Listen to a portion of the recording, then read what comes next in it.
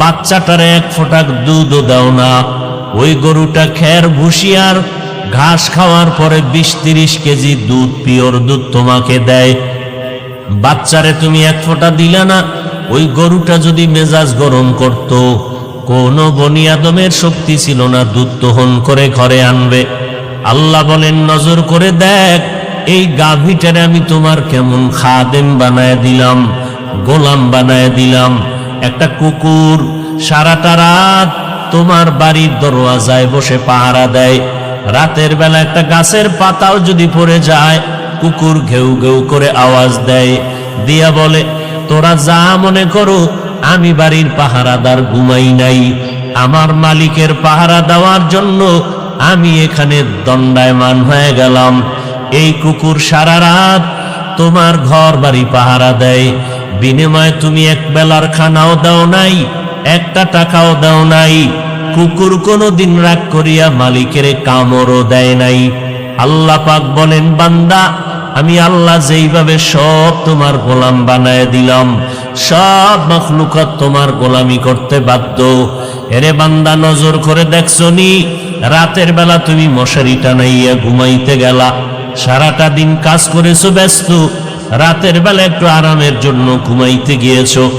আমি আল্লাহ রাতের পোশাক বানায় দিলাম তোমার ঘুমানোর জন্য। ওয়াজআলনাল লাইলা লিবাসা ওয়াজআলনান নাহারা মাআশা। ও বান্দা, রাত আমি দিলাম তোমার পোশাক বানায় তুমি আরামে ঘুমাইবা, দিন আমি দিলাম তোমার কামাই রুজি আরামের আয়েশের জন্য। রাতের বেলা যখন ঘুমাইতে যাও, মশারি টানাইয়া যখন ঘুমায় গেলা, বাতি যখন বন্ধ করে দিয়েছো, 2-4টা মশা তোমার কানের কাছে আওয়াজ দেয়, কিন্তু কানের ভেতর থেকে ভেতরে ঢুকে না রে বাবা। নজর করে দেখছো নি, মশারির ছিদ্র এত ছোট, একটা মশা ঢুকার কোনো কায়দাই নাই। একবার যদি চিন্তা করে দেখতি রে মানুষ, ওই মশারির ছিদ্র দিয়া মশা কিভাবে ঢুকলো, অথচ মশারির ছিদ্র থেকে তোমার কানের ছিদ্র অনেক বড়, নাকের ছিদ্র অনেক বড়। মশাটা কানের কাছে ঘুরলো, একবারও কানের ভেতরে ঢুকলো না। যদি ঢুকিয়েই যাইতো, মানুষ তোমার ওখানেই মরণের ডাক এসে যেত। আমি আল্লাহ পাক ফেরেশতা পাঠাইয়া তোমার পেছনে পাহারাদার বানায় দিলাম। আমার বান্দা সারাদিন কাজ করার পরে ঘুমায়, ও ফেরেশতা পাহারা দাও আমার বান্দার ঘুমে যেন কোনো মশা ডিস্টার্ব না করে। আল্লাহ পাক বলেন, ও বান্দা, তোর নিজের জন্য আলোর দরকার, আমি আল্লাহ সূর্যের আলো দিয়া দিলাম। আমি আল্লাহ পাক তোমার প্রয়োজনে পানির দরকার, আমি আল্লাহ পানি দিয়ে দিলাম। আমি আল্লাহ তোমার প্রয়োজনে রাস্তা দরকার ব্যবস্থা করে দিলাম, জমিন দরকার ব্যবস্থা করে দিলাম। তোমার প্রয়োজনে বাতাসের প্রয়োজন ব্যবস্থা করে দিলাম। তোমার প্রয়োজনে বান্দা তোমার খানার দরকার, আমি জমিন থেকে খানার আয়োজন করে দিলাম। দেখ বান্দা, নিজের টাকা দিয়ে জমিন কিনলা, আবার নিজের টাকা দিয়া ইট বালু সিমেন্ট রড কিনিয়া বিল্ডিং করলা। নিজের টাকায় জমিন কিনিয়া নিজের টাকায় বাড়ি করার পর আরামে ঘুমাইতে পারো না, কারণ ওই বাড়ির ট্যাক্স নেয় সরকার আদায় করিয়া। বলে বাড়ি করছো নিজের টাকায়, তাড়াতাড়ি সরকারের বছর শেষে ট্যাক্স দাও, জমিনের ট্যাক্স দাও। আল্লাহ বলেন, জমিনটা আমি তোমার জন্য ফ্রি বানায় দিলাম, কোনো ট্যাক্স নিলাম না। আমি আল্লাহ যদি ট্যাক্স চাইতাম, কোনো মানুষ জমিনে বসবাস করার উপায় থাকতো না। আমি আল্লাহ কেমন রহমান, আমি আল্লাহ কেমন দয়াময়। আমি রব্বুল আলামিন সূর্যের আলোটারে ফ্রি বানায় দিলাম, বিনিময়ে কোনো বিল নিলাম না। দুনিয়ার মাথাওয়ালারা বুদ্ধি খাটাইয়া সূর্যটারে কন্ট্রোল করিয়া অস্ত্রের মাধ্যমে, যন্ত্রের মাধ্যমে বিদ্যুতের আবিষ্কার করলো। এরপরে বিদ্যুৎ দিয়া মাসে মাসে বিল দিতে হয়। বিল যদি তোমার বকেয়া হয়, ওয়ার্নিং দেওয়ার পরে, সতর্কতার পরেও না দিলে বিদ্যুতের তার কেটে দেয়। আল্লাহ বলেন, গোটা দুনিয়ার মানুষের জন্য আমি সূর্যের আলোটারে ফ্রি বানায় দিলাম, কোনো বিল দেওয়া লাগবে না। রাতের বেলা চাঁদের আলো ফ্রি দিয়ে দিলাম, কোনো বিল লাগবে না রে গোলাম। কারণ সূর্য আমার না, তুই বান্দা আমার। আমার মোহাব্বতের জন্য তোরে বানাইছি, আর সব মাখলুকাত তোমার গোলাম বানাইয়া দিলাম। দোকানে যাইয়া যদি বলো ভাইজান আমার এক গ্লাস পানি দাও আমার পিপাসা নিবারণের জন্য, দোকানওয়ালা বলবে এক গ্লাস কেন, আর একটু বেশি পানি নাও, 5 টাকা 10 টাকা দিয়া নাও। বিনা টাকায় তোমারে পানি দেয় না দোকানওয়ালা। আবার ঘরে বাড়িতে পানি নাও, পানির জন্য আবার তোমার সরকার বিল নিতেছে। আল্লাহ বলেন নজর করে দেখছো আমি আল্লাহ কেমন দয়ার মালিক। সারা দুনিয়ার মানুষের জন্য কত বিরামহীন বেপরোয়া ভাবে আমি আল্লাহ পানি দিয়া দিলাম, টনে টনে পানি ফিরি দিলাম, কোনো বিল আমি আল্লাহ চাই নাই। যদি মাসে মাসে বলতাম আমার পানি যারা ফিরি নাও 5 টাকা মাসে বিল দেওয়া লাগবে, দুনিয়ার কোনো বড় লোকেরও বেঁচে থাকার উপায় ছিল না। এরে বান্দা অক্সিজেন নাই, হসপিটালে গেলারে দৌড়াইয়া মিটার লাগাই দিলা, অক্সিজেনের পাইপ লাগাইয়া। কম্পিউটারে বিল উঠলো, আধা ঘন্টা অক্সিজেন তুমি নিয়েছো, এত টাকা বিল দাও। আল্লাহ বলেন নজর করে দেখ আমি তোমাদের জন্য বাতাসটারে ফ্রি বানায় দিলাম, 1 টাকাও কোনো মাসে বিল নিলাম না, চাইলাম না। এত কিছু তোমাকে দেওয়ার কারণ 3 বেলা তোমার খানার প্রয়োজন, আমি আল্লাহ পাক সুন্দরভাবে খানার আয়োজন করে দিলাম। ভাত আর রুটি খাবি, জমিন থেকে আমি আল্লাহ ধান দিয়া চাল দিলাম। আমি যদি জমিনে ধান না দেই তোর কোনো বাবার শক্তি নেই জমিন থেকে ধান উঠাবে। আমি যদি গম না দেই তোর কোনো বাবার শক্তি নেই জমিন থেকে গম উঠাবে। এই ধান আর চাল দিয়া বান্দা তুই ভাত পাকাইয়া খাবি, তরকারি লাগবে।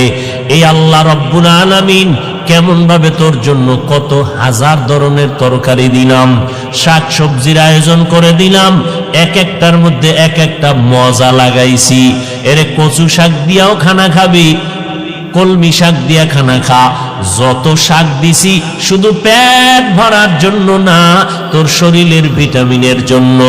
ডাক্তারেরা কয় কচু শাক দিয়া খানা খাও, চোখের জ্যোতি বাড়বে, পাওয়ার বেড়ে যাবে, চোখের পাওয়ার কখনো নষ্ট হবে না। আল্লাহ পাক বলেন এই সবজি রান্নার জন্য পাকের জন্য তোর মশলা লাগবে। আমি আল্লাহ কুদরতের দ্বারা তোর আবার মশলার ব্যবস্থা করে দিলাম, জমিন থেকে পেঁয়াজ রসুনের ব্যবস্থা করে দিলাম, হলুদ মরিচের ব্যবস্থা করে দিলাম। তোমার বাবাও করে নাই, তোর আমার আম্মা যেন করে নাই। আমি আল্লাহ পাক তোমার সব মশলার আয়োজন করে দিলাম। সবজি কতদিন খাবি ভালো লাগে না, আমি আল্লাহ এবার তোর জন্য 1000 রকমের গোশতের আয়োজন করে দিলাম। ও বান্দা গরুটা জবাই দিয়ে খাবি, আমি আল্লাহ কোনো বাধা দিব না। বাচ্চাওয়ালা মুরগিটারে জবাই দিয়া রান্না করে খাও, বাচ্চাগুলো মা মা করে চিৎকার দেয়, তুমি কানেও নাও না। আমি আল্লাহ বেজার না, তোর খেদমতের জন্য বানাইছি, মনের মতো খা। আমি আল্লাহ পাক রব্বুল আলামিন গোশত তোর ভালো লাগে না, আবার নদীর মধ্যে 1000 রকমের মাছের আয়োজন করেছি। ও বান্দা মনে যত পারো তুমি আমার দেওয়া নিয়ামত মাছ খাও। এরে বান্দা 3 বেলার খানায় তোমার শরীরটা তাজা হয় না, আমি আল্লাহ তোমার শরীরটারে স্থায়ীভাবে তাজা রাখার জন্য 12 মাস ভিটামিন ফলের আয়োজন করে দিলাম। আঙ্গুর, বেদানা, কমলা তোমার আব্বা বানায় না, তোমার মা বানায় না, আমি আল্লাহ তোমার শরীরের ভিটামিনের জন্য কত ধরনের ফল ফ্রুটের ব্যবস্থা করে দিলাম। এরে বান্দা এত কিছু আয়োজন করার পর আমি আল্লাহ কি চাই তোর থেকে? আমি এই কথা চাই না সারা রাত আমার জায়নামাজে বসে ডাকবি, আমি আল্লাহ এটাও চাই না সারাদিন তুই রোজা রাখবি আর জেহাদে দৌড়াবি, আমি আল্লাহ এটাও চাই না ব্যবসা বন্ধ করিয়া, চাকরি বন্ধ করিয়া, বিয়ে শাদী বন্ধ করিয়া অল টাইম তসবিহ টানবি আর আল্লাহরে ডাকবি, আমি আল্লাহ এটাও পছন্দ করি না। বরং আমি আল্লাহ তোর ব্যবসা করার রাস্তাটাও খুলে দিলাম, যত পারো ব্যবসা করো, বাধা নাই। আমার নবীও ব্যবসা করেছেন, আবু বকর ব্যবসা করেছেন, ওমরে ফারুক ব্যবসা করেছেন, সাহাবায়ে কেরামরা ব্যবসা করেছেন। ব্যবসাও করো, বাধা নাই, চাকরি করো, বাধা নাই। আমার নবী খাদিজার বাড়ি চাকরি করেছেন, সাহাবায়ে কেরাম চাকরি করেছেন, সব আম্বিয়া কেরামরা চাকরি করেছেন। তুমিও চাকরি করো, বাধা নাই। ও বান্দা, তুমি লেখাপড়া করো বা তাও বাধা নাই, স্কুলে পড়ো বাধা নাই, কলেজে লেখাপড়া করো বা কোনো নিষেধ নাই, ডাক্তারি পড়ো আলহামদুলিল্লাহ, ইঞ্জিনিয়ারিং পড়ো আলহামদুলিল্লাহ, তুমি লেখাপড়া করে প্রফেসর হও, তুমি লেখাপড়া করে একজন ইঞ্জিনিয়ার হও, লেখাপড়ার মাধ্যমে তুমি একজন এসপিডিসি হও, তোমাকে বাধা নাই। 24টা ঘন্টা দিয়া আমি রাত আর দিনটাকে কাভারিং করে দিলাম। এই 24 ঘন্টার 22 ঘন্টা সময় তোমার কাজে লাগাও, আমি আল্লাহ বাধা দিব না। 22টা ঘন্টা তোমার সন্তানের পেছনে, ব্যবসার পেছনে, দোকানের পেছনে, চাকরির পেছনে দাও 22 ঘন্টা। 24টা ঘন্টার ভেতরে 22 ঘন্টা তুমি তোমার ব্যক্তিগত কাজে লাগাও, বাকি থাকলো মাত্র 2 ঘন্টা। এই 2টা ঘন্টা সময় একত্রেও লাগবে না, ভাগ ভাগ করিয়ে তুমি ফাঁকে ফাঁকে একটু আল্লাহরে হাজিরা দিবা তোমার কল্যাণের জন্য। 2 ঘন্টা সময় একত্রে তোমার দেওয়ার টাইম নাই, এই জন্য আমি আল্লাহ ভাগ করে দিলাম। ফজরের 4 রাকাত নামাজে 20 মিনিট, আবার তুমি দোকানে চলে যাও। মাগরিবের নামাজে 20 মিনিট, আবার দোকানে চলে যাও। এশার নামাজ 9 রাকাতে 20 মিনিট দাও, আবার ঘরে চলে যাও। আসরের 4 রাকাত নামাজে 20 মিনিট দিয়া আবার তুমি খেলার মাঠে চলে যাও। ওরে আল্লাহর বান্দা, জোহরের 10 রাকাত নামাজে 20 মিনিট দাও, আবার তুমি তোমার কাজে চলে যাও। এরে বান্দা, রাতের বেলা এশার নামাজ পড়িয়া ঘরে যাও, সন্তানের পেছনে সময় দাও, স্ত্রীর পেছনে সময় দাও। এশার নামাজ পড়ে ঘুমাইয়া আবার ফজরের সময় যদি উইঠা নামাজ আদায় করো 4 রাকাত। আল্লাহ কয়, নবী জানায় দেন, ঘুমাইয়া যেই সময়টা কাটাইলি ওই সময়টাও আমি আল্লাহ নেকের পাল্লায় ওজন দিয়ে দিব। ও বান্দা, তোর মাথার ঘাম পায়ে ফালাইয়া সন্তানের জন্য যত টাকা ব্যয় করো, স্ত্রীকে যত কাপড় দাও, খানা দাও, আমি আল্লাহর জাতের কসম খেয়ে বলতেছি, মদিনার নবী জানায় দেন, আমার বান্দারা যদি আমার মহব্বতে স্ত্রীকে খানা দেয়, সন্তানের কাপড় দেয়, আমি আল্লাহ এগুলো দান করলে যেই সওয়াব, ওই পরিমাণ সওয়াব আমি কিয়ামতের ময়দানে নেকের পাল্লায় দিয়ে দিব। দোকানে বৈশা বান্দা সময় কাটাইলি, হাত দিয়া কাজ করো, পা দিয়া কাজ করো, জবান দিয়া কোনো কাজ নাই। জিহ্বা দ্বারা তাসবিহ পড়ো, নবীর উপরে দরুদ পড়ো, কোরআন তেলাওয়াত করো, আল্লাহর নামের জিকির করো, আর মানুষের সাথে সদ্ব্যবহার করো। মিথ্যা কথা বলিয়া ব্যবসা করবা না, মাপের মধ্যে ভেজাল দিবা না, 1 টাকার মাল 5 টাকায় বিক্রি করে জালেমের খাতায় নাম উঠাইবা না।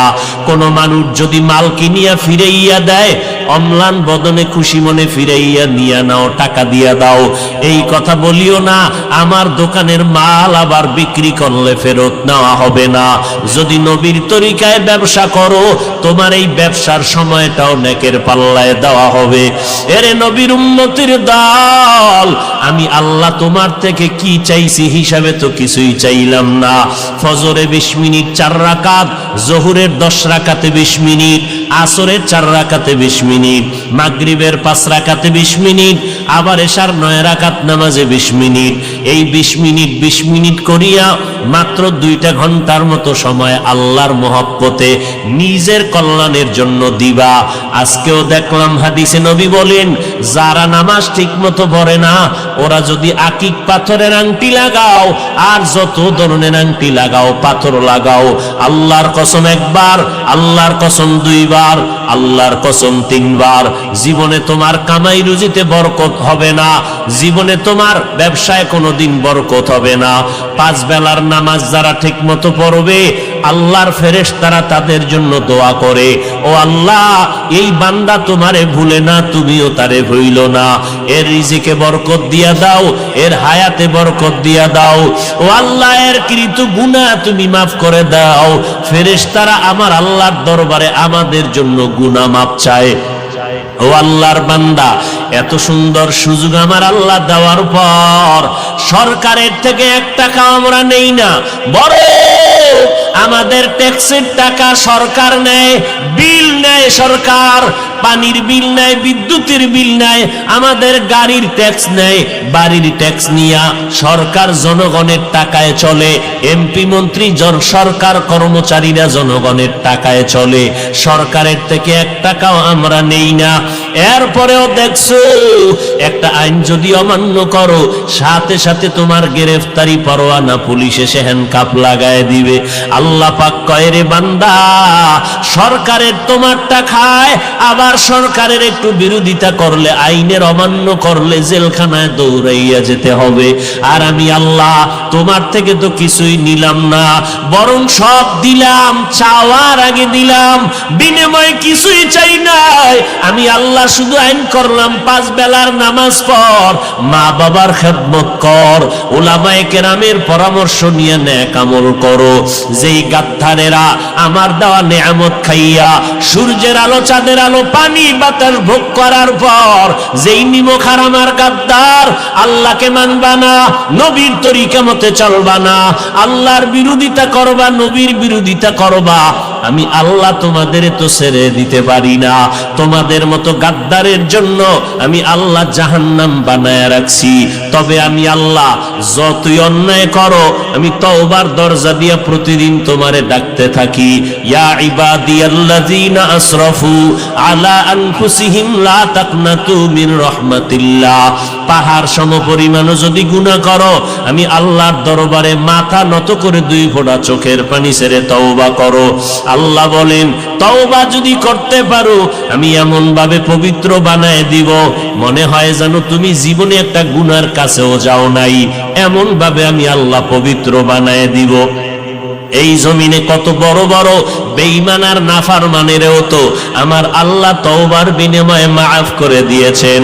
কত বড় বড় বড় বড় গুনাহগার, সীমাহীন, এমন কোন গুনাহ নাই করে নাই, আল্লাহ পাক পরিশেষে তারে মাফ করে দিয়েছেন।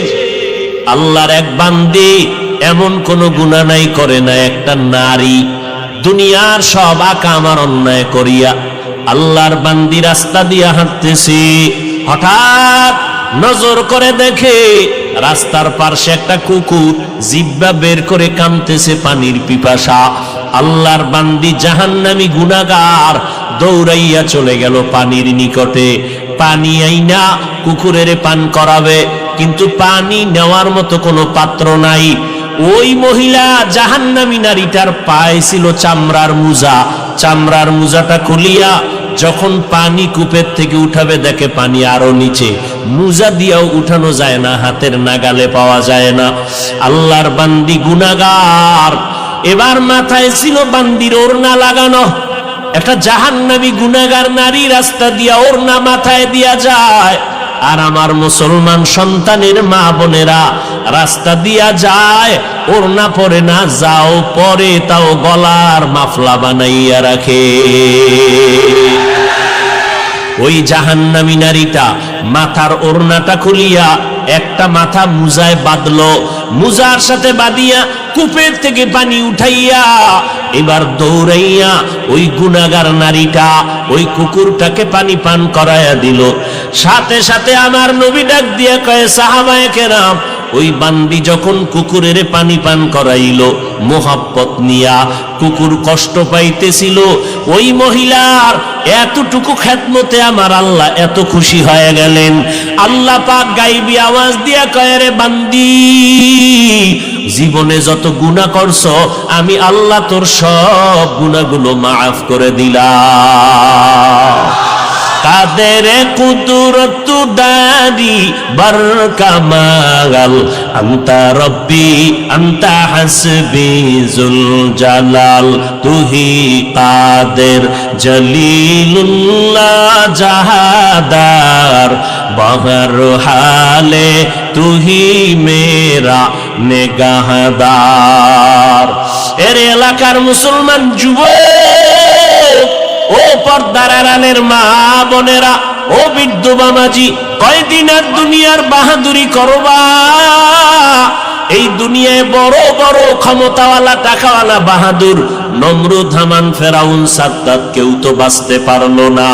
ও আল্লাহর বান্দারা, কত এই মহামারী করোনায় কত তাজা তাজা প্রাণ চলে গেল। ও যুবক ভাই, আল্লাহর মোহাব্বত নিয়ে তওবা করে নাও। অনেকে মনে মনে ভাবে হুজুরদের কথা মানিয়া যদি আমরা নবীর তরিকা মেনে চলি স্বাধীনতা নষ্ট হয়ে যাবে। আমি বিবেকের কাছে প্রশ্ন করি, ও যুবক ভাইরা, শিক্ষিত মুসলমানেরা জবাব দাও। আজকে আমরা যারা নবীর তরিকা মেনে চলি, আপনারা যারা নবীর তরিকা মানেন না, নামাজ নাই, রোজা নাই, পর্দা নাই, দাড়ি নাই, টুপি নাই, বলেন আপনারা আমাদের থেকে কত আরামে আছেন, কি পরিমাণ শান্তিতে আছেন? খোদার কসম করে বলি, ও মুসলমানেরা, চোখের সামনে বলতেছি, গোপন কোনো কথা না। আপনারা যতই মনে করেন আমাদের থেকে স্বাধীন আছেন, আল্লাহর কসম আপনারা আমাদের থেকে স্বাধীন নাই। বরং আমরা টুপিওয়ালা দাড়িওয়ালারাও দেখতেছি আপনারা নবীর তরিকা বাদ দিয়াও যেমন 3 বেলা খান, আমরা নবীর তরিকা মানার পরেও তো 3 বেলা খাই। আপনারা নবীর তরিকা বাদ দিয়া বাজার করেন, ব্যবসা করেন, চাকরি করেন। আমরা নবীর তরিকা ওয়ালারাও তো বাজার করি, ব্যবসা করি, চাকরি করি। আপনারা নবীর তরিকা বাদ দিয়া আজকে বিয়া শাদী করলেন, সন্তান নিলেন। আমরা নবীর তরিকা ঠিক রাখিয়াও বিয়া করলাম, সন্তান নিলাম। আপনারা নবীর তরিকা আল্লাহর হুকুম বাদ দিয়া দেশ বিদেশ ভ্রমণ করেন। আমরাও তো আলহামদুলিল্লাহ নবীর তরিকা ঠিক রাখিয়াও তো দেশ বিদেশ সফর করি স্বাধীনভাবে। তাহলে আপনারা নবীর তরিকা বাদ দিয়া তো 1 ইঞ্চি আমাদের থেকে সম্মানে নাই। বরং আলহামদুলিল্লাহ আমরা যারা নবীর তরিকা মেনে চলি, এমপি সাহেব দেখা হলে কয় হুজুর দোয়া চাই, মন্ত্রী সাহেব দেখা হলে কয় দোয়া চাই, ডিসি স্ত্রী মহোদয় দোয়া চায়। শুধু তাই না রে বাবা, আপনাদের চলাফেরায় ভয়। বন্ধুরা আড্ডায় গেছে, আপনি যদি আড্ডায় না যান আপনার উপরে হামলা। বন্ধুরা একটা অন্যায় করবে, আপনি যদি ওদের সাথে মতে একমত না হন আপনার উপরে হামলা। তারপর ব্যবসা বাণিজ্যের মধ্যে গিয়া আর এক ব্যবসায়ীর সাথে জের ধরিয়া হামলা। আর আমরা যারা নবীর তরিকা চলি, আমাদের ব্যবসা সীমিত, আমাদের চাকরি সীমাবদ্ধতার মধ্যে, আমাদের সাথে কোনো কলহ দ্বন্দ্ব নাই, বরং সব সাইডে আমাদের সম্মান। নামাজের আজান হয়ে গেল, সাইনবোর্ড লাগায় দিলাম নামাজের বিরতি, বেচা কেনা বন্ধ, শাটার টান দিয়া নামাজি ব্যবসায়ী লোকটা নামাজে চলে গেল, কারো সাথে বান্দার কোনো ঝগড়া নাই।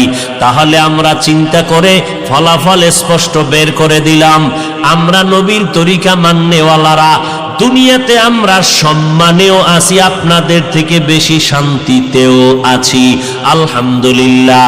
এবার বলবেন হুজুর, তো আপনাদের মতো কি আমরা পাগড়িওয়ালা হতে পারবো?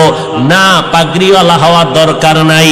আমাদের মতো আপনাদের লম্বা জামা পরিয়া মক্কার ইমাম হওয়া লাগবে না। বরং আপনার লাইনে থাকিয়া শুধু অনুরোধ একটা আপনার বিবেকের কাছে, আপনার ডানে বামে তাকাইয়া নজর করে দেখেন, আপনার মতো যুবক স্কুলে পড়ে, কলেজে পড়ে, 5 বেলার নামাজি দাড়িওয়ালা আছে না নাই? তাহলে আপনি নিজেরে প্রশ্ন করেন, আপনি কেন পারেন না? আপনার আমার মতো যুবক গাড়ি চালায়, ড্রাইভারি করে, শ্রমিকের কাজ করে, 5 বেলার নামাজির অভাব নাই, আপনি কেন পারবেন না? আমার মনে হয় আল্লাহ আপনার উপরে বেজার, মা বাবার বরদোয়া লাগছে আপনার উপরে।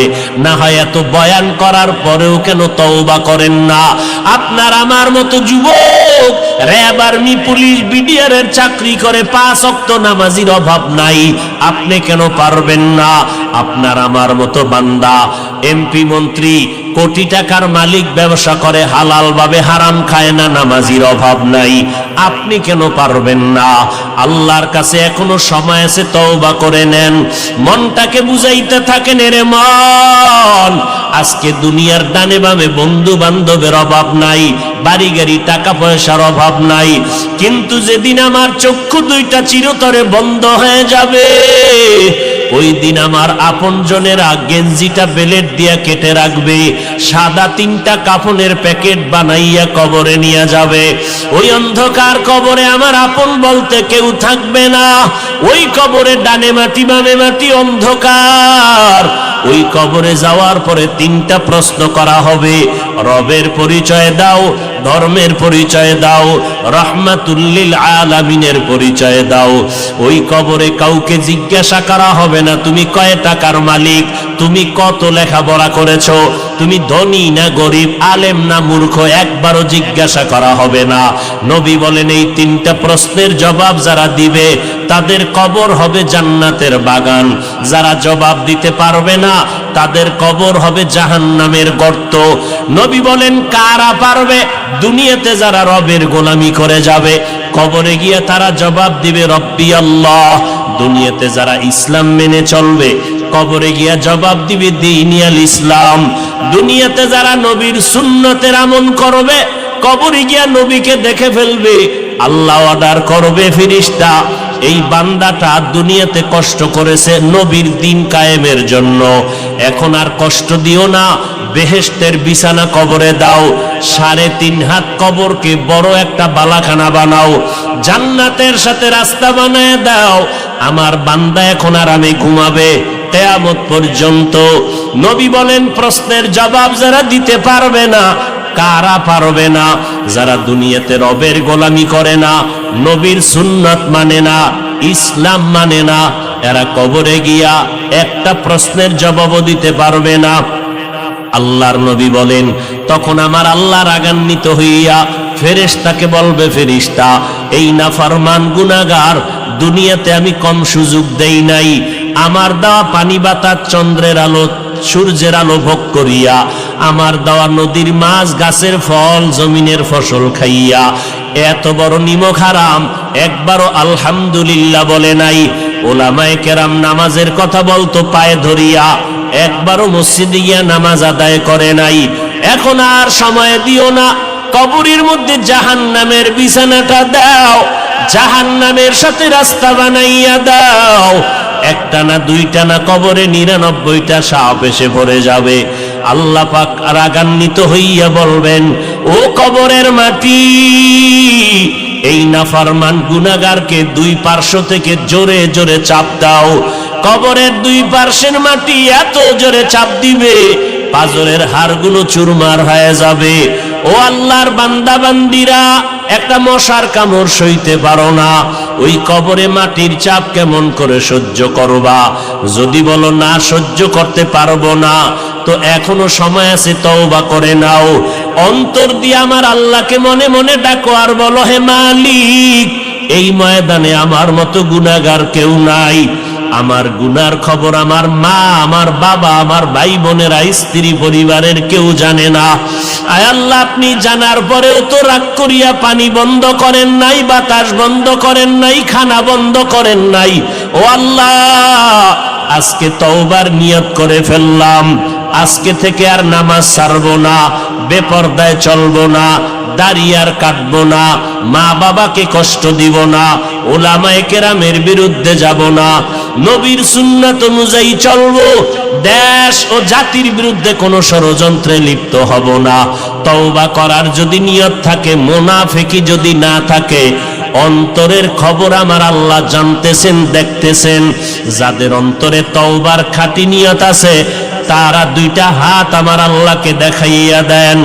আয় আল্লাহ, হাতগুলো কবুল করে নেন, তওবা কবুল করে নেন, তওবার উপরে মজবুত হইয়া চলার মতো তৌফিক দান করেন, আমিন।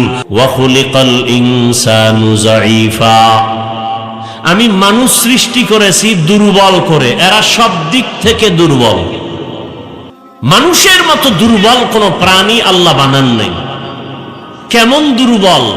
মশার কাছেও দুর্বল, মাছির কাছেও দুর্বল, পিপিলিকার কাছেও দুর্বল, মানুষের হাতে বানানো বস্তুর কাছেও মানুষ দুর্বল। যেমন মানুষ হাতে বানায় 2 টাকা দামের একটা ব্লেড, ব্লেড চেনেন তো? বলেন তো ব্লেডের কাছে মানুষ দুর্বল কিনা? আল্লাহর বানানো ক্ষুদ্রতম প্রাণী পিপিলিকার কাছেও মানুষ দুর্বল।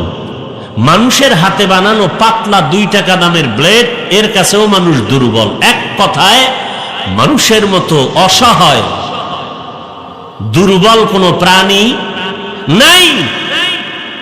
কোনো সন্দেহ? বুঝার কথা বুঝেন, শুনিয়েন না, বুঝেন।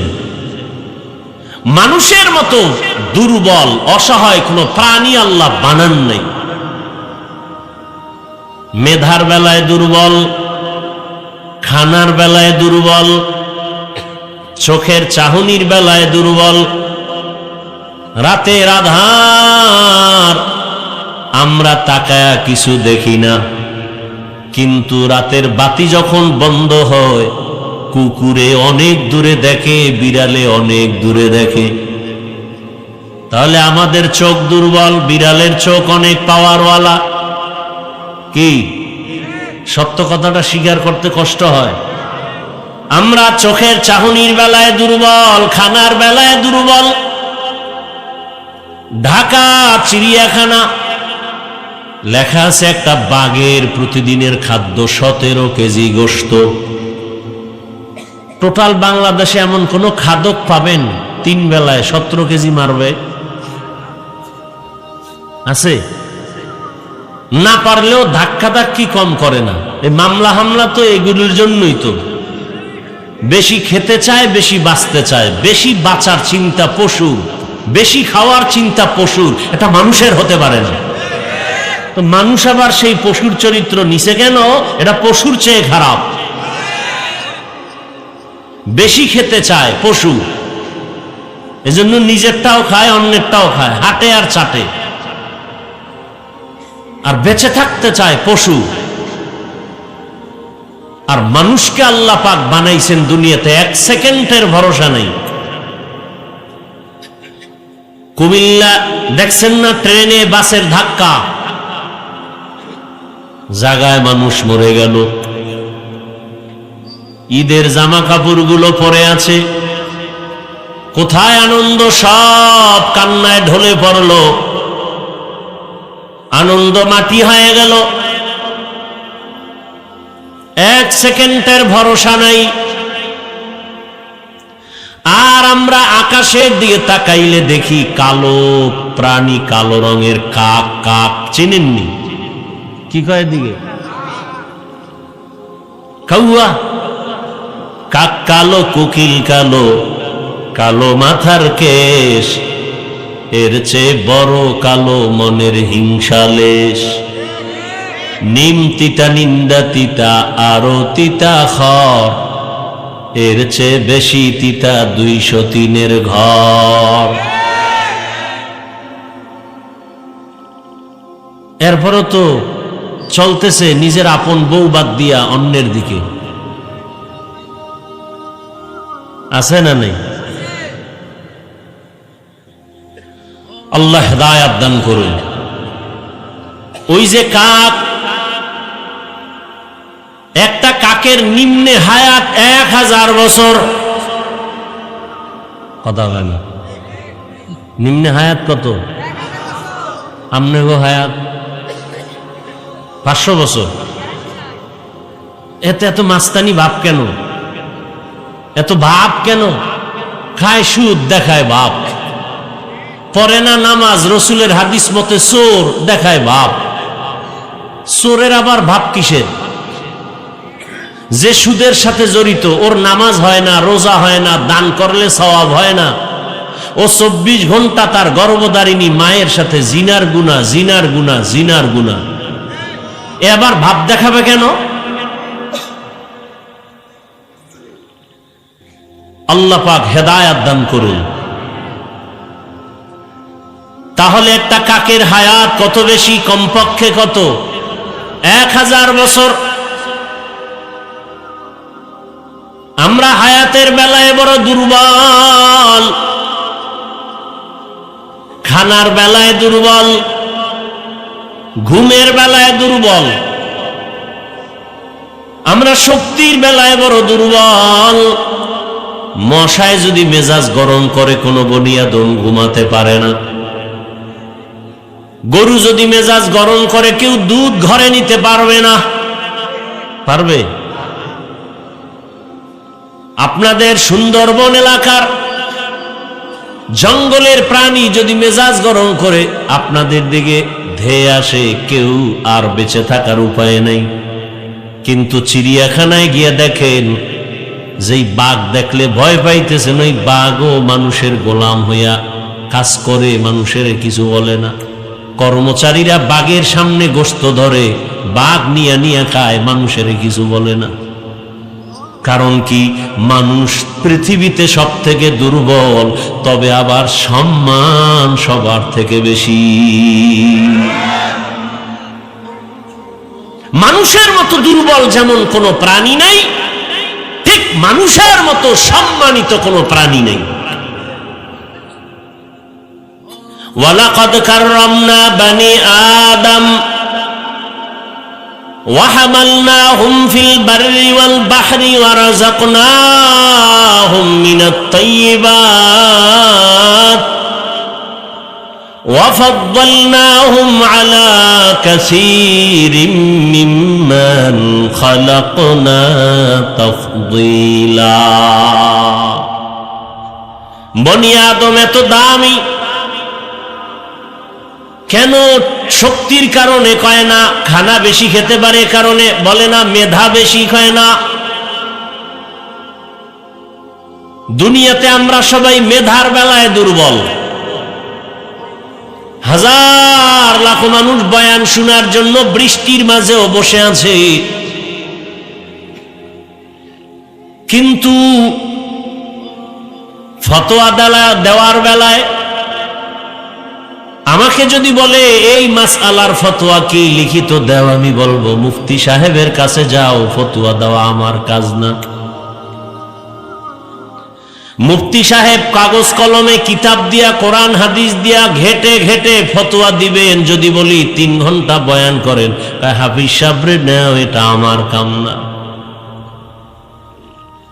এমবিবিএস ডাক্তার এফআরসিএস সার্টিফিকেট নিয়ে, এমসিপিএস এর সার্টিফিকেট নিয়ে বসে আছে আপনাদের কোন থানা?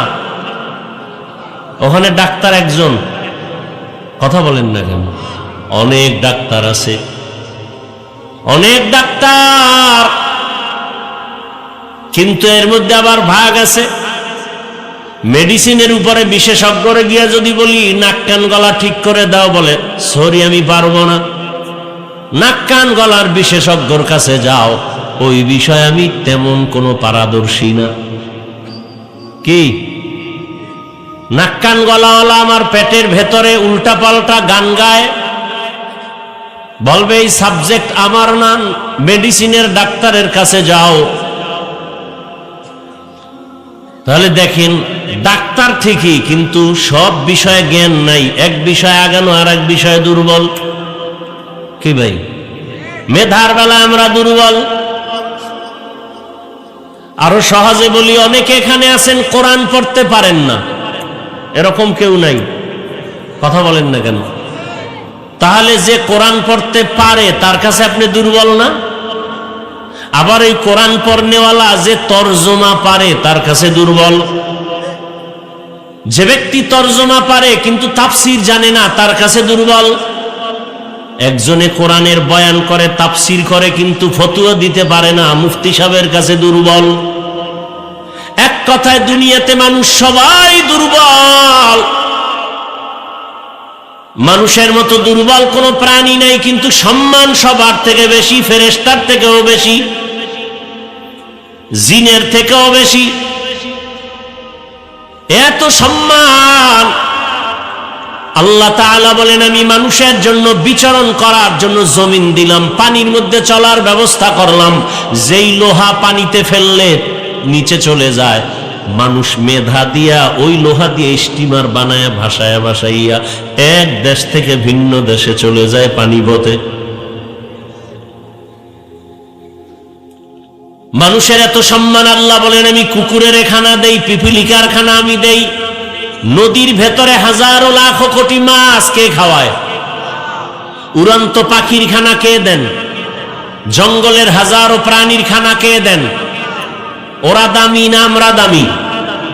তা ওদের খানা যদি আল্লাহ দেয়, ওই যে পিপিলিকার খানা কি প্রতিদিন 8টার সময় কোনো বাজারে দেয় না ওর বাসায় পৌঁছে যায়?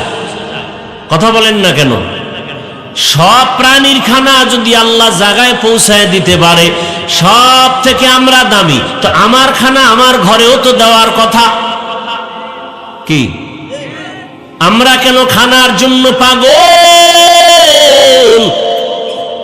পাগলের মতো দৌড়াই খাওয়ার জন্য? কাউকে মেরে ফেলি, বেঁচে থাকবো, সব লুটে পুটে খাবো। লুটুপুটে খাওয়ার জন্য মা বাবা সন্তানের মারে, সন্তান মা বাবাকে মারে, নেতা কর্মচারীকে মানে, মালিকরে মারে, স্ত্রী স্বামীকে জবাই করে, স্বামী স্ত্রীকে জবাই করে, ভাই ভাইকে মেরে ফেলে। অথচ আমরা সবার থেকে দামি খানা তো আল্লাহ আমার ঘরে দিয়া যাবেন, দেন না কেন? পিপিলিকার খানা ওর বাসায় দেয় কেন, আমার খানা আমার বাসায় দেয় না কেন?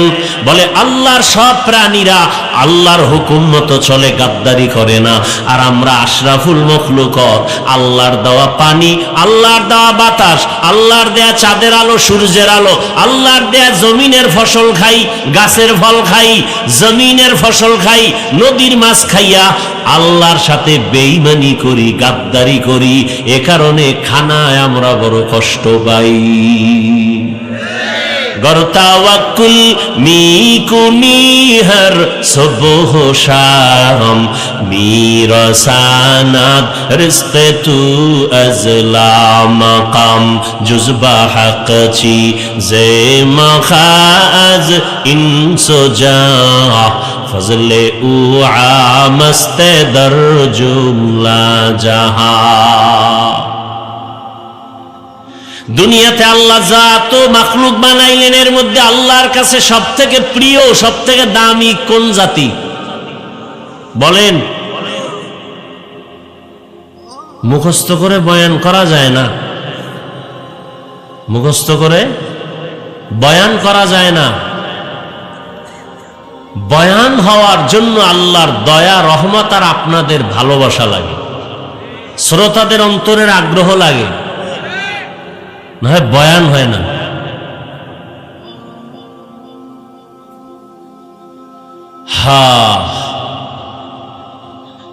মানুষ আল্লাহর কাছে সব থেকে দামি, আর এই মানুষের ভেতরে আম্বিয়া কেরাম হলেন আল্লাহর কাছে আরো প্রিয়, এজন্য তাদের উপরে মুসিবত বেশি। 1000 কোটি ভাগের 1 ভাগ মুসিবত আমগো নাই। ইব্রাহিম নবীর মুসিবতের ইতিহাস পড়েন, মুসা নবীর উপরে ইতিহাস মুসিবতের, জাকারিয়া নবীকে তো জবাই করা হলো, ইউনুস নবীর মুসিবত মাছের পেটে ঢুকে গেল।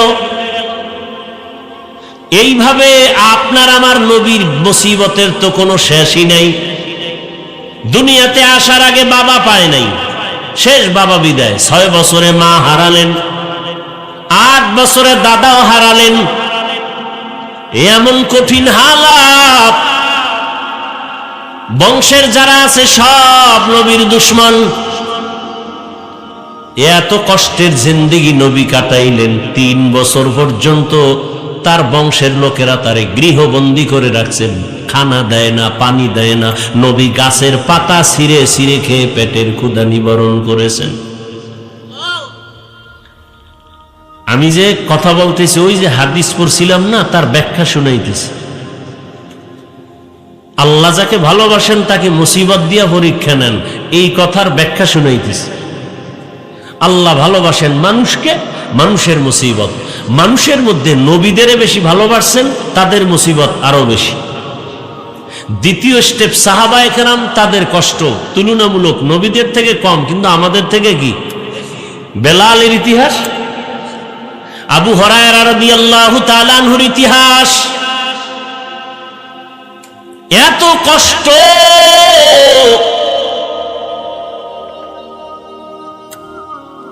এক একজন ধরে ধরে যদি বলতেই থাকি রাত পার হয়ে যাবে। সাহাবায়ে কেরামের কষ্টের ইতিহাস। ঘরে খানা নাই, 2 জন স্বামী আর স্ত্রী, পরার জন্য কাপড় নাই, একটা কাপড়। কিন্তু জামাত ছাড়ে না, তাকবীরুল্লাহ ছাড়ে না, মসজিদে গিয়া জামাতে নামাজ আদায় করে। কেমনে? সাহাবী আজান শুনে সবাই মসজিদে যায় আগে, কিন্তু এই অসহায় সাহাবী নবী যখন আল্লাহু আকবার বলে নামাজ শুরু করেন তখন যায়, নবী যখন সালাম ফিরায় দেয় দ্রুত বাসায় চলে যায়। অন্যান্য সাহাবায়ে কেরাম সালামের পরে নামাজ পড়ে, নবীর বয়ান শুনে তারপরে যায়। সাহাবায়ে কেরাম বললেন, ইয়া রাসূলুল্লাহ, অমুক সাহাবী ইকামতের সময় আসে, সালাম ফিরালে চলে যায়। নবী একটা কথা 3 বার শোনার পরে এরপরে এর বিষয়ে আলোচনা করতেন, এর আগে না। 3 দিন শোনার পরে নবী কয়, তাহলে সাহাবীর কাছে চলো, কোনো মুসিবতে আছে দেখি চলো। নবীজি নিজে গেলেন সাহাবীর বাসায়, আর সাহাবায়ে কেরাম নিয়া সালাম দিলেন, আসসালামু আলাইকুম ইয়া আহলাল বাইত, ঘরওয়ালা কে আছো? রহমতের নবী দরজায় দাঁড়ানো, বের হও। ঘরের মধ্যে কোনো আওয়াজ হয় না। কয়েকবার বলার পরে ভেতর থেকে শুনে কান্নার আওয়াজ। সাহাবী কাঁদেন আর বলেন, ইয়া রাসূলুল্লাহ, আপনার সামনে আসার মতো আমার ভালো কোনো কাপড় নাই। ভেতরে নবী চাদর দিলেন, আবৃত হয়ে আসলো, কান্না করে বললেন, ইয়া রাসূলুল্লাহ, বুঝতে পেরেছি আপনি আসছেন কেন। আমি বলতে চাইছিলাম না, তারপর আপনি আসছেন বলে দেই। যখন আজান হয় আমি যাইতে চাই, পারি না। আমার স্ত্রী আর আমার কাপড় দুইজন, আর একটা আমার স্ত্রীকে গর্ত বানাইছি ভেতরে রাইখা, এরপর আমি কাপড় নিয়ে যাই, দ্রুত চলে আসি, আইসা আমি গর্তে থাকি, কাপড় স্ত্রীকে দেই নামাজ আদায় করার জন্য। এত কষ্টের মাঝেও আল্লাহকে ভুলেন নাই। আর পিসাবের মুরিদ, তাবলিগওয়ালা, মক্কার হাজি, সুদের টাকা ছাড়া চলতে পারে না, আর বয়ে বয়ে হুজুরদের ভুল ধরে। এরকম বেয়াদব আছে না নাই? লিকুল্লি শাইইন জিনাতুন ফিল ওয়ারা ওয়া জিনাতুল মারউতা ইতামামুল আদাবি আজ খোদা খাহি মে তৌফিক আদব বেআদব মাহরুম গাশত আজ ফজলেরা। খারাপ লাগতেছে আপনাদের?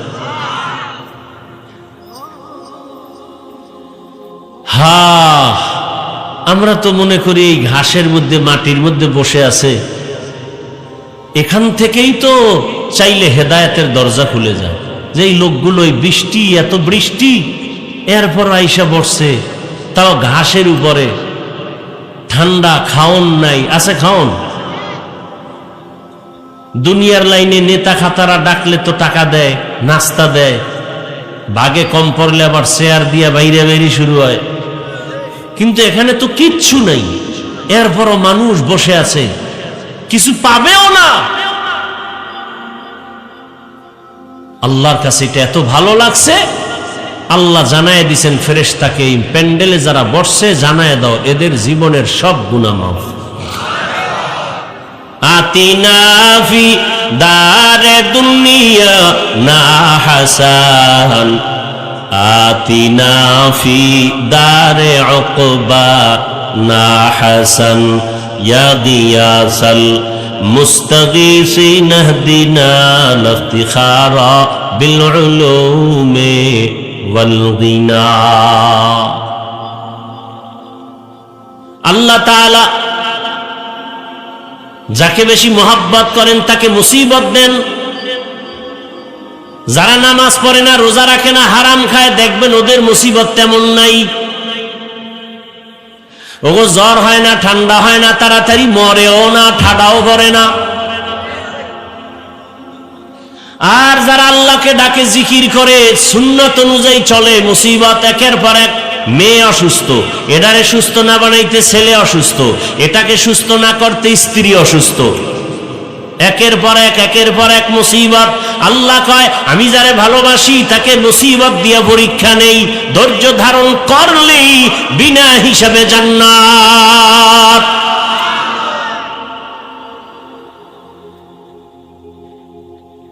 এজন্য আল্লাহ বলেন সাহায্য ছাড়া চলার উপায় নাই। আমরা এত দুর্বল, একা একা চলতে পারি না। দেখছেননি কেমন দুর্বল। সমুদ্রের মধ্যে যদি মাছ ধরে এনে আমাকে না দেয়, আমি হাফিজুর রহমান যত মজার বয়ান করি আমার পেটে খানা যাবে না, কপালে মাছ আসবে না। কসাইদের আমরা ছোট নজরে দেখি, ওরা যদি গরু কেটে না দেয়, গোশত বানায় না দেয়, কোন চান্দু মেয়ার কপালে গোশত জুটবে না। কিন্তু এই জাহেল জালেমরা গরিবের উপরেই জুলুম করে বেশি, অথচ গরিব ছাড়া একটা বড় লোক চলার উপায় নাই।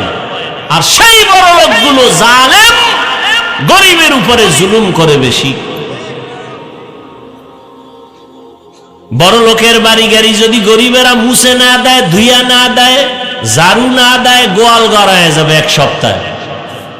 কি প্লেট ধুইয়া না দেয়, তাহলে ময়লা প্লেটে খাও। আর এখন তো দোয়ার কারবার নাই, ডিজিটালে টিস্যু আসছে, টিস্যু এটা দিয়ে মুছো, এখন আর দোয়া লাগবে না। ভাইরা আমার,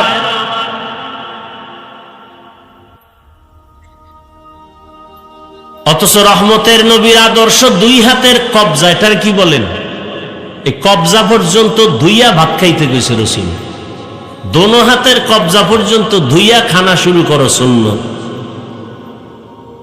মানে না জাতি। করোনা দিয়ে এবার আমাকে উল্টা কয় ধুইবেন নি, বহু বেদ্যবে কয় ধুইবেন নি।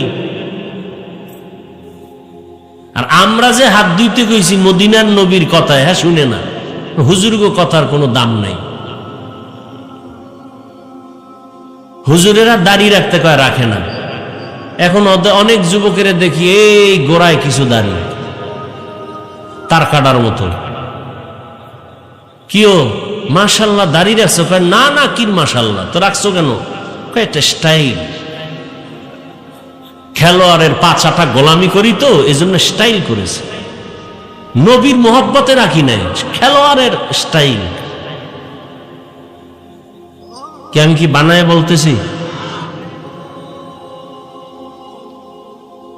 অথচ যারা দাড়ি কাটে আর ছাটে, দোনো দলের গুনাহ সমান, কবিরা গুনাহ। All time all time all time. ও ঘুমায়া থাকলেও কবিরা গুনাহ লেখা বন্ধ নেই, অল টাইম কবিরা গুনাহ। ও ঘুমাইলেও লেখা হয় কবিরা গুনাহ। যতদিন পর্যন্ত তওবা করবে না, গুনাহ লেখা বন্ধ নেই। জীবনে যত দাড়ি ছাড়া মোনাজাত দিবে, একটা মোনাজাত কবুল হবে না। তওবা যেদিন করবে সেদিন আল্লাহ দয়া করে জীবনের সব গুনাহ মাফ করে দিবেন। আমার আল্লাহর মতো দয়াময় দুনিয়াতে আখেরাতে আর কেউ। ইয়া ইলাহি তু মেরা মাবুদ হে, ইয়া ইলাহি তু মেরা মাশুক হে।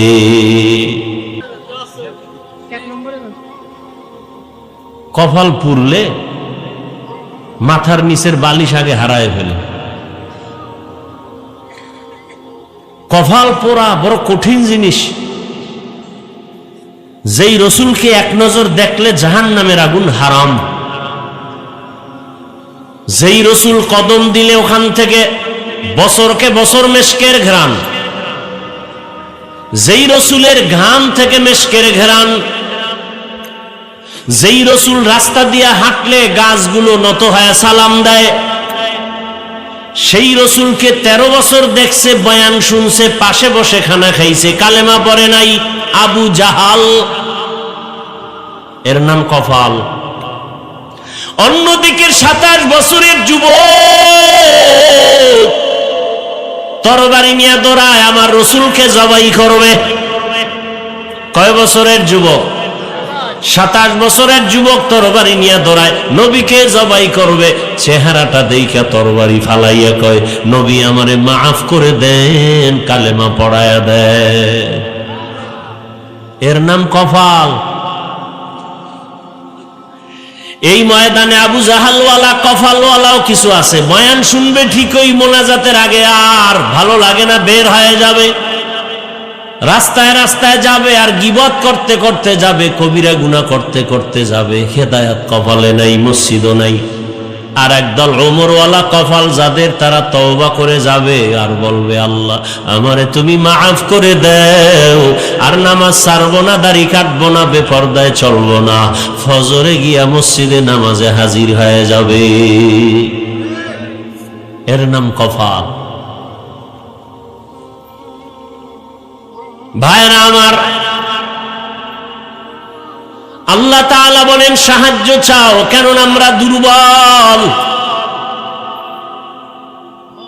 আমি হাফিজুর রহমান, ঢাকা থেকে আপনাদের এখানে আসতে আমার গাড়ি লাগছেনি নাকি হাইটে আসছি? গাড়ি চালানোর জন্য চালক লাগছেনি। এখন যদি গাড়ি চালানোর চালক না থাকে আমার আশা হতো না। কথা বলেন না কেন? তাহলে আমি যত বড়ই বাহাদুরি করি, আমি গরিবের কাছে ঠেকা না? দুনিয়ার সব বড় লোক গরিবের কাছে ঠেকা। ধান যদি ক্ষেতের থেকে কাইটা বড় লোকে আনে না গরিবরা, ওরা যদি ধান কাইটা চাল বানায় না দেয়, কপালে ভাত আছে? রুটি খেয়ে মরা লাগবে। কথার কথা, আপনাকে যে বুদ্ধি। কয় ভাই দাওয়াত কা? আলহামদুলিল্লাহ। কয় আপনার বাড়ি? কয় নাউজুবিল্লাহ। ভাইরা আমার, এতক্ষণ আলোচনায় কি আপনারা বুঝতেছেন যে আমরা আসলে যত মাস্তানি ভাব দেখাই, আসলে আমরা দুর্বল? কি আরে মিয়া, কেউ থাপ্পড় দেওয়া লাগে না, খালি একটা রুমাল নাকের উপরে বাড়ি মারছে, বেউস হয়ে বেড়ে রয়েছে। কেমন দুর্বল! পকেট থেকে সব নিয়ে গেছে, বেউস বেউস, 3 দিনে হুশ নাই।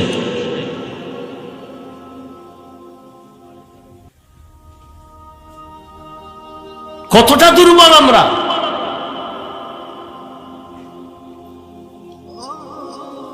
তাহলে সহযোগিতা ছাড়া চলার কোন রাস্তা নাই। এতক্ষণ আলোচনায় বুঝলেন সহযোগিতা ছাড়া চলা যাবে না। আহা, দুনিয়ার একটা কাজও সহযোগিতা ছাড়া হয়? আমার কাছে টাকা আছে, আমি বিল্ডিং করব, কিন্তু রাজমিস্ত্রি ছাড়া পারবো? এখন যদি বলি আমি বড় লোক, গরিব রাজমিস্ত্রির কাছে আমি নত হব কেন? বলে তাহলে জমিনে চিৎপটাং হইয়া থাক, তোর কপালে বিল্ডিং নাই। কি রাজমিস্ত্রি তো গরিব, যোগালি গরিব, ইটের বাটায় যারা কাম করে গরিব। কথা বলেন না কেন? আমার আছে টাকা, আমার আছে ক্ষমতা, কিন্তু লাভ কি? মাছওয়ালা মাছ না দিলে আমার কপালে মাছ নাই। গোশতওয়ালা কসাই যদি গোশত বানায় না দেয়, আমার গোশত খাওয়া যাবে না। তাহলে আমরা সবাই বড় দুর্বল। এখন এই দুর্বলতা অবস্থায় অন্যের সহযোগিতা লাগবে কি লাগবে না? এই এক পয়েন্ট শেষ। দ্বিতীয় পয়েন্ট, সহযোগিতা যে লাগবে, কার থেকে নিব এটা দরকার জানা। সহযোগিতা ছাড়া চলা যাবে না। সহযোগিতা কার থেকে নিব? এমন একজন থেকে নিতে হবে যার মধ্যে 3টা দুর্বলতা নাই। কয়টা? 1 নম্বরে যার অভাব নাই, 2 নম্বরে যার পেছনে টান নাই, 3 নাম্বার যার স্বার্থ নাই, এর কাছে সাহায্য চাইলেই চাওয়া মাত্র পাবো। দুনিয়াতে তাকাইয়া দেখেন, এমন একজন মানুষ পাবেননি যার পেছনে টান নাই। আছে? আমার কাছে সবাই চায়, আরে তুমি সামনে টানো, পেছনে টানতেছে আমার স্ত্রী, দাও। কি দাও? ছেলে কয় দাও, মেয়ে কয় দাও, বাবায় কয় দাও, মায়ে কয় দাও, ভাই কয় দাও। তাহলে আমার পিছনে টান আর টান। তাহলে আমি পিছনে টানের দিকে দুর্বল। এবার দেখেন দুনিয়াতে একজন ব্যক্তি পাবেন কিনা যার কোনো অভাব নাই। এমন একটা লোক আছে কিনা আপনাদের জানা মতে যার অভাব নাই? আপনাদের তালা থানায় ধনী আছে না নাই? কথা বলেন। এই ধনী বাহাদুরি করে আর বিড়ি টানে। কথার কথা, প্যাঁচ লাগাইন না। বাহাদুরি করে আর ডান হাতে চা টানে, বাম হাতে বিড়ি টানে। ভদ্র। বরকতি হাতে টানে কি? বিড়ি। বাম হাতে কি? চা। কারণ এটা বাথরুমে ব্যবহারের, তো চায়ের ফ্লেভারের সাথে মিলে যায়, আলাদা একটা ফ্লেভার পায় তো বাম হাতে, এজন্য বাম হাতে ভালোটা নিছে, বিড়িটা নিছে ডান হাতে। বরকত। এই ধনী বলে আমার থেকে বড় বাহাদুর নাই, টাকাওয়ালা নাই। সাতক্ষীরা জেলায় এর থেকে বড় ধনী, এর পাওয়ার আরো বেশি, সে গাঞ্জাও টানে। কথার কথা, আবার পেছ লাগায় না, বুঝাবার জন্য বলছে। হে কয় এই বাহাদুরি তোর সাতক্ষীরা পর্যন্ত এর সামনে যাবে না। সাতক্ষীরার বাহাদুরি আমার, আমার অনেক টাকা, অনেক বাড়ি। ঢাকাওয়ালা ডাক দিয়ে কয় তোর কোনো বেই নেই আমার সামনে, আমি তো গাঞ্জার উপরের মদের বোতল লয়া থাকি, যত বেশি টাকা তত বেশি নেশা। খরচ করবে কই? খরচ করার তো জায়গা নাই, মাদ্রাসায় দিবে না, মসজিদে দান করবে না, তো টাকা পয়সা কি করবে? উড়ায়। ছেলেরে ফ্ল্যাট লেখা দেয়, মেয়েরে বাড়ি লেখা দেয়, বুড়া বয়সে কান্দে, ছেলেও দেখে না, মেয়েও দেখে না। অতি চালাকের গলায় দড়ি। বাবায় মারা গেলে সম্পদ পায় কারা? শালায়, তালই, বেয়াই। তাহলে ছেলে সন্তানরাই তো পাবে। তাহলে এরপরও মরার আগে লেখা যেই বাবা দেয়, এ বাবা নিজের কপাল নিজে পুরে। আল্লাহর বিধানের বেশি চালাকি করছে, তো রসুলের আদর্শের বাইরে গিয়ে জন্য কপাল ফিরে গেছে। আবেগ দেখায়, আবেগ। শেষ পর্যন্ত ওই ছেলেই বাবারে ছুরি লইয়া দাঁড়ায়।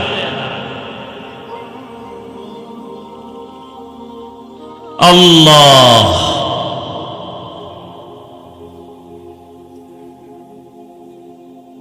আবার ওই ঢাকাওয়ালা যত টাকার বাহাদুরি দেখাক না কেন, ইন্ডিয়ায় গেলে দুর্বল, সেখানে আরো টাকাওয়ালা বড়জন আছে। এই বড় টাকাওয়ালা আবার রাশিয়ার কাছে দুর্বল, আবার আমেরিকার কাছে দুর্বল। সব বাহাদুরেরা আমার আল্লাহর কাছে দুর্বল। ইয়া আইয়ুহান নাস আনতুমুল ফুকারাউ ইলাল্লাহ ওয়াল্লাহু হুয়াল গানিয়্যুল হামিদ।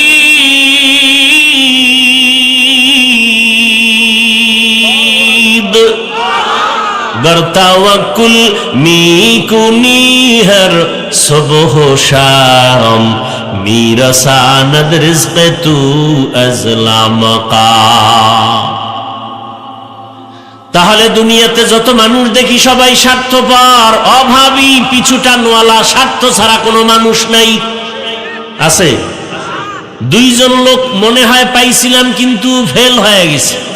মনে মনে ভাবছিলাম দুইজন আছে স্বার্থ ছাড়া, মা আর বাবা। সোনার বাংলায় তাকায় দেখলাম তারাও স্বার্থের টানে সন্তানের জবাই করে। এই ঘটনা আমাদের দেশে নাই? স্বার্থের টানে সন্তান মা বাবাকে জবাই করে। থানায় গিয়া মা বাবা স্বার্থের কারণে সন্তানের বিরুদ্ধে মামলা করে। আছে না নাই? তাহলে ফাইনাল রেজাল্ট কি পাইলাম? দুনিয়াতে স্বার্থ ছাড়া কোনো মানুষ। আমি বলছিলাম সাহায্য ওই ব্যক্তির থেকে নিতে হবে যার মধ্যে তিনটা দুর্বলতা নাই, অভাব নাই, স্বার্থ নাই, পিছু টান নাই। দুনিয়াতে যত মানুষ তিনটার মধ্যে আটকানো, একমাত্র এই তিনটা অভাব নাই আমার আল্লাহ। আমার আল্লাহ স্বার্থ আছে। আল্লাহ যদি স্বার্থপর হইতেন তাহলে যারা আল্লাহর হুকুম মতো চলে না, অথচ আল্লাহর দেওয়া পানি ভোগ করে, মাছ খায়, ফল খায়, ফসল খায়, এরপর আল্লাহকে মানে না, আল্লাহ যদি স্বার্থপর হইতেন ঘুমের ঘরে গলা পাড়া দিয়ে মেরে ফেলতেন। বরং আল্লাহ কয় এত গুনাহ করছো, আমার দেওয়া পানি পানি, আমার দেয়া বাতাস, আমার দেয়া চাঁদের আলো, সূর্যের আলো, সব বান্দা ভোগ করো। এরপরেও যারা নামাজ পড়ো না, রোজা রাখো না, পর্দা করো না, হালাল ভাবে চলো না, আমি আল্লাহ রাগ করি নাই, বরং মুয়াজ্জিনের লাগায় দিছি, ওরে আমার দরবারে তওবার জন্য ডাক দে, তওবার পথে ডাক দাও। মসজিদে আইসা হাজিরা দিতে বলো ফজরের সময়, যদি আইসা সেজদায় পড়ে আমি আল্লাহ ওর পেছনের গুনাহ মাফ করে দিব। কিন্তু ডাকছে মুয়াজ্জিন, আসসালাতু খায়রুম মিনান নাওম, ঘুমের চেয়ে নামাজ ভালো, আর তুমি ঘুমাইও না, ঠিক মতো পড়িলে নামাজ জান্নাত তোমার ঠিকানা। পশু পাখি কীট পতঙ্গ কেউ ঘুমিয়ে রইল না, মানুষ হয়ে ঘুমিয়ে থাকা ঠিক তোমাদের হবে না। আহাতে মন কঠিন দিনেতে আল্লাহ কিন্তু ছাড়বে না, ঠিক মতো পড়িলে নামাজ জান্নাত তোমার ঠিকানা। আমার প্রাণের ভাই বোনেরা জলদি করে উঠে যাও, ওযু করে তাড়াতাড়ি নামাজ পড়তে লেগে যাও। আহা নবী বেনামাজির শাফাআত করিবেন না, ঠিক মতো পড়িলে নামাজ জান্নাত তোমার ঠিকানা। ফজরে আল্লাহ ডাকছে, মুয়াজ্জিনের মাধ্যমে যায় নাই, আল্লাহকে আমি রাগ করি নাই, আমি আবার তোরে জোহরের সময় ডাক দেওয়ার ব্যবস্থা করাইলাম। জোহরে হাজিরায় যাও নাই, আমি আল্লাহ রাগ করি নাই, আসরে ডাকের ব্যবস্থা করলাম। আসরের হাজিরায় মসজিদে যাও নাই, আমি আল্লাহ রাগ না করে মাগরিবে ডাকার ব্যবস্থা করলাম। মাগরিবের হাজিরায় যাও নাই, আমি আল্লাহ পাক রাগ না করে আবার এশার নামাজে ডাকার ব্যবস্থা করলাম। এশার নামাজেও যাও নাই। এইবার আমি আল্লাহ তোর উপরে রাগ না, বরং আমি আল্লাহ এখন আমি নিজে রেডি হয়ে গেছি তোকে ডাকার জন্য রাতের গভীরে প্রথম আসমানে হাজির। অতিও গভীর হয় রজনী যখন, নীরবে প্রভুর নাম জপিও তখন। প্রভুর করুণা যদি পাইবারে চাও, গভীর রাতে উঠে প্রভুর গুণগান গাও। আপনারা জানেননি এই কথাটা, না আজকে নতুন শুনলেন? কি আল্লাহ আসেন প্রথম আসমানে কোন দিন? শুক্রবার। প্রতিদিন আসরের টাইমে? কোন টাইমে? রাতের শেষ অংশে। কেন আসেন? বান্দার থেকে কিছু নিতে, না বান্দাকে